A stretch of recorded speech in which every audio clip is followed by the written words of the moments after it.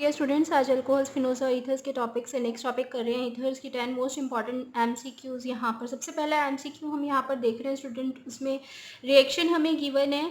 ठीक है, यहाँ पे एक हमें साइक्लोपेंटानोल कंपाउंड दिया हुआ है जिसकी रिएक्शन Na8 सोडियम हाइड्राइड के साथ में करोगे तो H पॉजिटिव और Na पॉजिटिव आपस में एक्सचेंज होकर यहाँ पर क्या आ जाएगा, Na पॉजिटिव आ जाएगा। ठीक है, फिर इसकी रिएक्शन करी हमने मिथाइल आयोडाइड के साथ में और NaI जो है यहाँ पर निकल जाएगा, Na पॉजिटिव और I नेगेटिव निकल गया और यहाँ पर क्या आ जाएगा, OMe। तो ये हमें रिएक्शन गिवन है यहाँ पर। अब इसने ऑप्शंस क्या दी हैं आपको, 4 ऑप्शंस यहाँ पर दी हैं कि ये डिहाइड्रेशन रिएक्शन है, विलियमसन अल्कोहल सिंथेसिस की रिएक्शन है, विलियमसन ईथर सिंथेसिस रिएक्शन है, अल्कोहल्स फॉर्मेशन हो रहा है, यहाँ पर क्या हो रहा है। ठीक है, तो ये हो रहा है स्टूडेंट्स क्योंकि यहाँ पर ईथर का फॉर्मेशन हुआ है और विलियमसन सिंथेसिस से हुआ है, तो ये विलियमसन सिंथेसिस ईथर रिएक्शन है। C option will be the correct option students.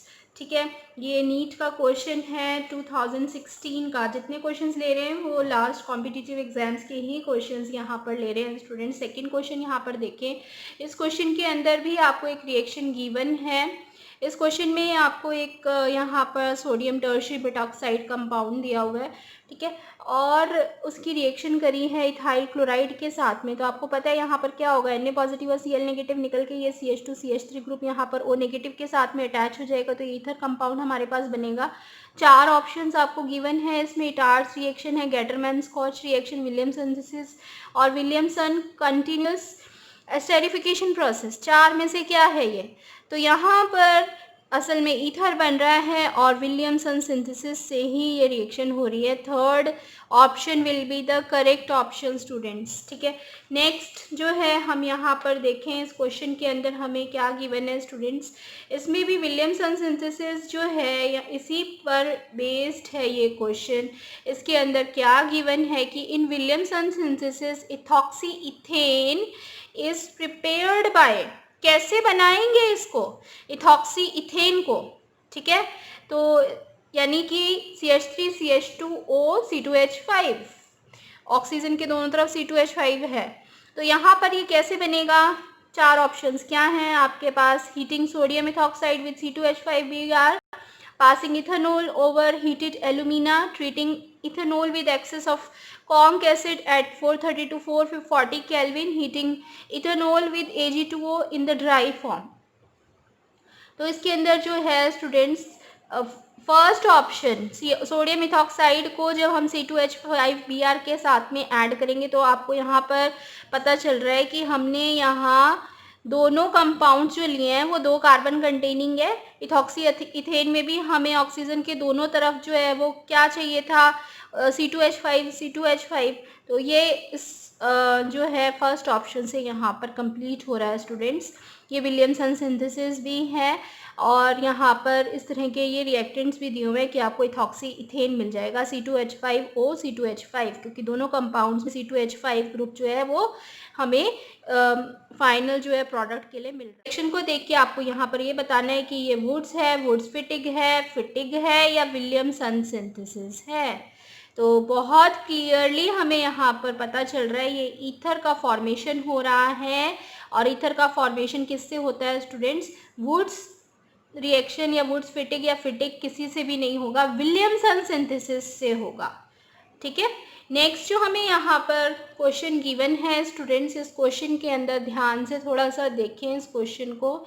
इस क्वेश्चन में हमें क्या गिवन है, हमें एक रिएक्शन गिवन है, उसके अंदर हमें रिएक्टेंट दिया हुआ है। ये रिएक्टेंट है, इसकी रिएक्शन हमने CH3MgBr के साथ में ड्राई ईथर की प्रेजेंस में करनी है और फर्स्ट स्टेप में ये करेंगे, सेकंड स्टेप में इसकी रिएक्शन करेंगे एक्वस एसिड के साथ। तो हमें ये 4 ऑप्शंस गिवन हैं, इन 4 ऑप्शन में से कौन सा प्रोडक्ट यहाँ पर बनेगा इस रिएक्टेंट से, कैसे करोगे। यहाँ पे ग्रिग्नार्ड्स रिएजेंट है, ये CH3MgBr ड्राई ईथर की प्रेजेंस में ऐड करेंगे इसमें। तो ये जो हमारे पास में रिएक्टेंट है ये ग्रिग्नार्ड्स रिएजेंट से ऐड कैसे होगा, यहाँ पर हमें पता है कि डबल बॉन्ड, ये कार्बोनिल बॉन्ड है, यहाँ पर ऑक्सीजन ज़्यादा इलेक्ट्रोनेगेटिव है कार्बन से, तो डबल बॉन्ड जो ऑक्सीजन के पास में जाएगा, यहाँ पर O नेगेटिव आएगा तो MgBr जाके यहाँ से अटैच हो जाएगा और CH3 जो है इस कार्बन के साथ में अटैच हो जाएगा। तो ये हमारे पास में कंपाउंड मिल गया स्टूडेंट्स। ठीक है, तो यहाँ पर जो है क्लोरीन भी लगा हुआ है, और ये कंपाउंड जो हमें यहाँ पर मिला है स्टूडेंट्स, इस कंपाउंड के अंदर अब क्या होगा कि हमारे पास में O के ऊपर है नेगेटिव चार्ज, Cl नेगेटिव यहाँ से निकल जाएगा और इस कार्बन के पास है पॉजिटिव चार्ज, तो ये O नेगेटिव के साथ में यहाँ पर क्या बना लेगा स्टूडेंट्स, एक साइक्लिक कंपाउंड बना लेगा, ठीक है। और यहाँ से MgBr जो है वो Cl के साथ में निकल गया है, O नेगेटिव जो है यहाँ पर एक पूरा साइक्लिक कंपाउंड इस तरीके का यहाँ पर बन जाएगा। तो फाइनल हमारा ऑप्शन यहाँ पर कौन सा हमें समझ में आ रहा है स्टूडेंट्स, कौन सा बन रहा है, दिस इज ऑप्शन डी, ठीक है। नेक्स्ट क्वेश्चन देखें स्टूडेंट्स, यहाँ पर हमें जो है इस क्वेश्चन के अंदर दिया हुआ है कि अगर हम ये चार हमें जो ऑप्शंस दी हुई हैं इनकी रिएक्शन करते हैं सोडियम टर्शियरी बुटॉक्साइड के साथ में, ठीक है, और फिर हम जो है इसमें ब्रोमीन वाटर ऐड करें, सोडियम टर्शियरी बुटॉक्साइड ऐड करने के बाद ब्रोमीन वाटर ऐड करना है, तो कौन सा ऐसा कंपाउंड है जो कि ब्रोमीन वाटर ऐड करने के बाद उसको डीकलराइज नहीं करेगा। तो इसको हम हर ऑप्शन को यहाँ पर जो है इसकी रिएक्शन देखेंगे।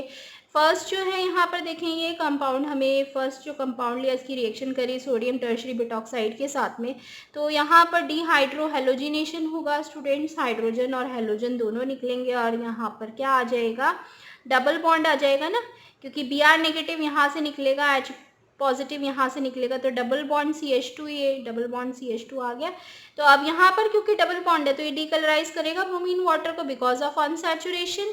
सेकेंड कंपाउंड देखें स्टूडेंट्स, सेकेंड कंपाउंड के अंदर क्या हो रहा है कि यहाँ पर भी हमने जो कंपाउंड लिया है इसकी रिएक्शन हमने करी सोडियम टर्शियरी बुटॉक्साइड के साथ में, ठीक है, और फिर डिहाइड्रो हेलोजिनेशन यहाँ पर भी होगा इस कंपाउंड में और इस कंपाउंड में, आपको फ़र्क नज़र आ रहा होगा दोनों कंपाउंड्स में क्या फ़र्क है, ठीक है। तो यहाँ पर जो है डबल बॉन्ड O जो है कार्बन के साथ कार्बोनिल कंपाउंड है ये, अब डिहाइड्रो हेलोजिनेशन यहाँ पर भी होगा और हमारे पास में यहाँ भी डबल बॉन्ड CH2 है वो आ जाएगा, तो ये भी डीकलराइज हुआ है स्टूडेंट्स, जो कि ब्रोमीन वाटर को डीकलराइज करेगा ड्यू टू अनसैचुरेशन, ठीक है, डीकलराइज करेगा ब्रोमीन वाटर को बिकॉज ऑफ अनसैचुरेशन। थर्ड जो हम यहाँ पर देखें अगर रिएक्शन, तो इसके अंदर क्या हो रहा है स्टूडेंट्स, इस रिएक्शन के अंदर हमें जो कंपाउंड C कंपाउंड गिवन है दिस वन, और ये कंपाउंड की जब हम सोडियम टर्शियरी बुटॉक्साइड के साथ में रिएक्शन करेंगे तो यहाँ पर ये एक प्राइमरी एल्काइल हैलाइड जो है आपको पता होने चाहिए विलियमसन सिंथेसिस में ये सब्स्टिट्यूशन जो है वो शो करते हैं। तो यहाँ पर ब्रोमीन को हटाकर क्या ग्रुप आ जाएगा, ये बुटॉक्साइड ग्रुप आ जाएगा, ठीक है। तो ये आ गया यहाँ पर बुटॉक्साइड ग्रुप, अनसैचुरेशन नहीं आई इस कंपाउंड में तो ये ब्रोमीन वाटर को भी डीकलराइज नहीं करेगा, ठीक है। नेक्स्ट जो है हमें ये देखना है स्टूडेंट्स की जो हमारा लास्ट कंपाउंड है ये कंपाउंड करेगा कि नहीं करेगा, तो इसको आप कैसे यहाँ पे चेक करोगे। इस कंपाउंड के अंदर हमारे पास में एक में C6H5 लगा हुआ है, एक में Br लगा हुआ है, तो यहाँ भी इसी तरीके से डिहाइड्रो हेलोजिनेशन होगा, ठीक है, और H यहाँ से निकल जाएगा, H पॉजिटिव यहाँ से निकलेगा, Br नेगेटिव यहाँ से निकलेगा, तो यहाँ पे डबल बॉन्ड आ जाएगा, तो अनसैचुरेशन तो आ ही गया कंपाउंड में, ये डीकलराइज कर देगा ब्रोमीन वाटर को, तो ये कंपाउंड हमें यहाँ पर मिल रहा है। तो एक तरीके से ये क्वेश्चन जो है वो जी मेंस का क्वेश्चन है, ये सब्जेक्टिव क्वेश्चन के लिए भी बहुत इंपॉर्टेंट है और ऑब्जेक्टिव के लिए तो ये आया ही हुआ है। तो यहाँ पर इस तरीके से आप चारों ऑप्शंस देखें, इसमें ऑप्शन C जो है वो करेक्ट ऑप्शन होगा क्योंकि ये जो हमारे पास C कंपाउंड है ये fail to decolourise the bromine water which is the C option. Next हमें यहाँ पर क्वेश्चन गिवन है स्टूडेंट्स, उस क्वेश्चन के अंदर हमें यहाँ पर एक कंपाउंड दिया हुआ है विच इज़ एल्कीन, ठीक है। इस एल्कीन के अंदर हमने क्या करना है, HBr ऐड किया है, H2O2 की प्रेजेंस में Y कंपाउंड बना और इस Y कंपाउंड के अंदर हमने फिर C2H5ONa ऐड किया है। चार ऑप्शंस में से कौन सा ऑप्शन जो है वो करेक्ट होगा स्टूडेंट्स। तो इसमें आप क्या करोगे, पहले तो HBr ऐड करो यहाँ पर H2O2 की प्रेजेंस में, तो एंटी मार्कोनिकॉफ एडिशन रूल लगेगा यहाँ पर, क्योंकि पेरोक्साइड इफेक्ट यहाँ पे खिराश इफेक्ट जो है काम करेगा। ठीक है, इसका मतलब ये है कि Br कहाँ पर जाएगा, टर्मिनल कार्बन आइटम पर जाएगा, CH2 के साथ में जाएगा। तो हमारे पास में जो कंपाउंड बना वो ये बन गया Y कंपाउंड। अब इसके अंदर जब हम C2H5ONA ऐड करेंगे तो Na पॉजिटिव और Br नेगेटिव यहाँ से निकल गया, और OC2H5 जो है इसके साथ यहाँ पर अटैच हो जाएगा। तो ये ईथर हमारे पास विलियमसन सिंथेसिस से बन गया है। ठीक है, दिस इज द ईथर। अब यहाँ पर जो हमारे को ऑप्शंस दी हुई थी स्टूडेंट्स, उसके अंदर हमारा ए ऑप्शन ये जो है ये करेक्ट ऑप्शन है। नेक्स्ट क्वेश्चन यहाँ पर देखें स्टूडेंट्स, इसमें जो है हमें पूछा हुआ है कि एनीसोल जो है हम चारों ऑप्शंस में से कौन सी ऑप्शन से बना सकते हैं। तो ये A, B, C और D। ऑप्शन ए में हमें क्या गिवन है कि पहले हम रिएक्शन कर रहे हैं CH3CH और RMgx के साथ, तो क्या बनेगा एनीसोल। सेकंड में C6H5OH विद NaOH करा और फिर CH3I के साथ किया। थर्ड के अंदर C6H5 फिनोल की रिएक्शन न्यूट्रल FeCl3 के साथ में करनी है। और फोर्थ ऑप्शन में टॉल्वीन की रिएक्शन करनी है CH3COCl और एल्यूमिनियम क्लोराइड के साथ में। तो इनमें से चार ऑप्शंस में से हमारे को एनीसोल किससे मिलेगा। एनीसोल जो है वो क्या होता है स्टूडेंट, जब बेंजीन के ऊपर OCH3 लगता है। ठीक है, तो यहाँ पर इसका मतलब है कि बेंजीन तो होना ज़रूरी है। इसमें दोनों में बेंजीन कहाँ नहीं आ रहा है हमारे पास, और लिग्नार्ड रिएजेंट से हम जो है यहाँ पर इसको एनीसोल को नहीं बना सकते, ये ऑप्शन तो नहीं होगा। इसका मतलब हमें यहाँ पर फिनोल ज़रूर चाहिए। फिनोल से जो है हम एनीसोल को बना सकते हैं स्टूडेंट्स, क्योंकि एनीसोल का फॉर्मूला क्या होता है C6H5OCH3। तो हम फिनोल से इसको कैसे बनाएंगे, C6H5OH की रिएक्शन जो NaOH के साथ यहाँ पर करेंगे। ऑप्शन देखो आप, इसके अंदर फिनोल की रिएक्शन NaOH के साथ में करेंगे तो C6H5ONa यहाँ पर आ जाएगा। ठीक है, H पॉजिटिव और Na आपस में रिप्लेस हो जाएंगे, तो यहाँ पर C6H5ONa आ गया, वाटर यहाँ से निकल गया, और CH3I के साथ जब इसकी रिएक्शन करोगे तो Na जो है यहाँ से हटकर I के साथ कंबाइन करेगा, और यहाँ पर NaI निकल जाएगा, CH3 इसकी जगह आ जाएगा, तो ये बन गया एनीसोल C6H5OCH3। एनीसोल जो है यहाँ पर फाइनल कंपाउंड बन जाएगा। इस क्वेश्चन हमें यहाँ पर गिवन है स्टूडेंट्स, इसमें विलियमसन सिंथेसिस जो है ईथर के लिए हमें यहाँ पर दिया हुआ है। चार कंपाउंड्स हमें गिवन है। चारों कंपाउंड्स के अंदर आप देख रहे हो कि रिएक्टिविटी ऑर्डर में इसको अरेंज करना है, तो डिक्रीजिंग ऑर्डर ऑफ रिएक्टिविटी में इसको कैसे अरेंज करेंगे। यहाँ पे चारों कंपाउंड्स को डिक्रीजिंग ऑर्डर में कैसे अरेंज करोगे आप, तो इनको अरेंज करने के लिए सबसे पहले हमें ये देखना है कि जो हमारे पास में फर्स्ट और सेकंड कंपाउंड है उसमें कार्बन और ब्रोमीन के बीच में बॉन्ड है, और थर्ड और फोर्थ के अंदर कार्बन क्लोरीन के बीच में बॉन्ड है। कार्बन और ब्रोमीन के बॉन्ड का बीच का जो बॉन्ड होता है वो वीकर होता है। इस वजह से जो एल्काइल ब्रोमाइड्स हैं वो जल्दी रिएक्ट करेंगे in comparison to alkyl chlorides. तो ये बात तो समझ में आ रही है हमें यहाँ पर। ठीक है, तो अगर हम यहाँ पर देखें, ये तो हमारे पास में कंपाउंड है, यहाँ पे स्टेरिक हिंड्रेंस हो रही है क्योंकि नियोपेंटाइल ब्रोमाइड जो हमारा फर्स्ट कंपाउंड है यहाँ पर स्टेरिक हिंड्रेंस बहुत ज़्यादा है, तो सबसे कम रिएक्टिव होगा ये।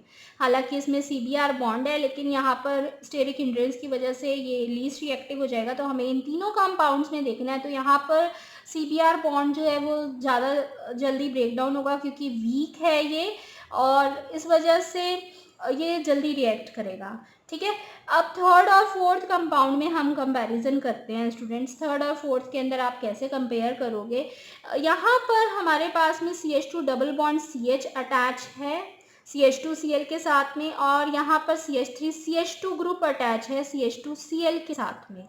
दोनों ग्रुप्स के अंदर फ़र्क क्या है कि CH2 डबल बॉन्ड CH जो हमारे पास में ग्रुप है ये है इलेक्ट्रॉन विड्रॉइंग ग्रुप, और CH3CH2 ग्रुप जो है ये है इलेक्ट्रॉन डोनेटिंग ग्रुप। ठीक है, तो CH2 ग्रुप पर अगर हम ध्यान से देखें स्टूडेंट्स, तो थर्ड और फोर्थ स्ट्रक्चर में CH2Cl में जब इसके साथ CH2 डबल बॉन्ड CH होगा तो यहाँ पर जो चार्ज आएगा कार्बन पे वो कंपैरेटिवली क्या होगा, थोड़ा ज़्यादा होगा इस कार्बन के कंपैरिजन में, क्योंकि यहाँ पर ये इलेक्ट्रॉन विड्रॉ कर रहा है तो ये कार्बन पॉजिटिव चार्ज डेवलप करेगा, जबकि यहाँ पर ये ग्रुप इलेक्ट्रॉन डोनेट कर रहा है इसको, तो इसका जो पॉजिटिव चार्ज है वो कम होगा, यहाँ पर नेगेटिव चार्ज की इंटेंसिटी ज़्यादा होगी। तो थर्ड पर कार्बन पर पॉजिटिव चार्ज ज़्यादा है, ठीक है। तो इस वजह से क्या होगा कि जो हमारा न्यूक्लियोफिलिक अटैक है वो किस पर ज़्यादा होने के चांसेस है, न्यूक्लियोफिलिक अटैक यानी थर्ड पर, जिसमें कार्बन पर ज़्यादा पॉजिटिव चार्जेस पे न्यूक्लियोफिलिक अटैक होगा, ठीक है। अब यहाँ पर अगर न्यूक्लियोफिलिक अटैक फास्टर होगा तो हमें इन दोनों के अंदर कंपेयर करके पता चल गया। और दूसरा ये भी हम बोल सकते हैं कि विलियमसन सिंथेसिस के अंदर SN2 मैकेनिज्म से ये काम करता है। इस वजह से यहाँ पर स्टेरिक हिंड्रेंस के कारण ये जो हमारा पेंटाइल ब्रोमाइड था, कंपाउंड नियोपेंटाइल ब्रोमाइड, ये हो जाएगा लीस्ट रिएक्टिव। तो हमें अब यहाँ पर चारों कंपाउंड्स के अंदर जो है रिएक्टिविटी ऑर्डर समझ में आ गया है। सेकेंड कंपाउंड सबसे ज़्यादा रिएक्टिव होगा, उसके बाद होगा हमारे पास थर्ड कंपाउंड, ठीक है, जिसमें ये CH2 डबल बॉन्ड CH आ रहा है which is electron withdrawing group, और फिर इलेक्ट्रॉन डोनेटिंग ग्रुप जो है लगा हुआ है कंपाउंड 4 के अंदर स्टेरिक हिंड्रेंस के कारण। कंपाउंड फर्स्ट जो है वो लास्ट में चला जाएगा। Option C will be the correct option students, ठीक है। नेक्स्ट हम यहाँ पर करते हैं स्टूडेंट्स, उसमें हमें क्वेश्चन गिवन है कि हमारे पास में 4 कंपाउंड्स गिवन हैं 4 ऑप्शंस के अंदर। तो यहाँ पर चारों ऑप्शंस में पैरानाइट्रोबेंजाइल ब्रोमाइड, पैराक्लोरोबेंजाइल क्लोराइड, पैरामिथॉक्सीबेंजाइल ब्रोमाइड और पैरामिथाइल बेंजाइल ब्रोमाइड, चारों कंपाउंड्स में से C2H5OH के साथ में ज़्यादा जल्दी कौन रिएक्ट करेगा।